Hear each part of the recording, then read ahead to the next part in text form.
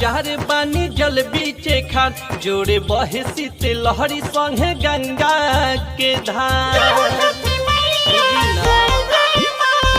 लागता जार बानी जल बीचे खान जोड़े बहे शीत लहरी संगे गंगा के धार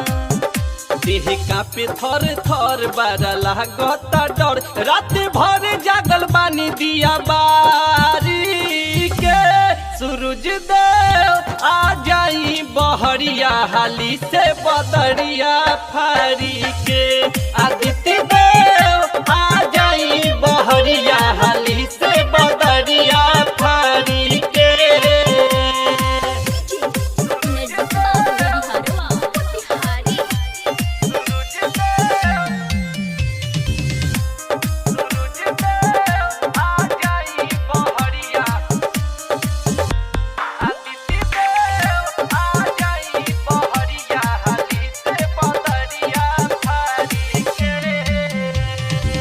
सब दिन सवेरी आज होता देरी लिहिले नम राउर छन छन कर दी अपना दर्शन के लाल देखी चकर सन के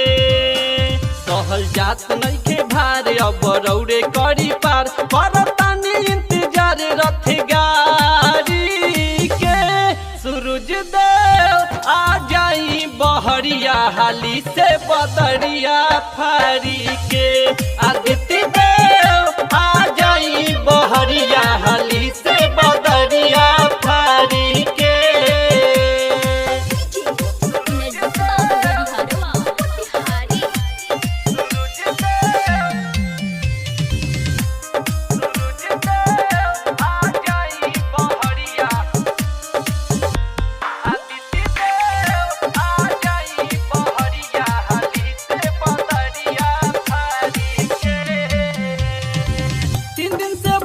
हम सब हाई पिवैया ले लिया रघिया देखा दी अपना सिर के देखी भगतन के भीड़ के बबलू करे ले गोहार राजेश रुद्रा तोहार अंजन पल के लाल गावे गीतकार के सूरज देव आ जाई बहरिया हाली से बदरिया फारी के आदित्य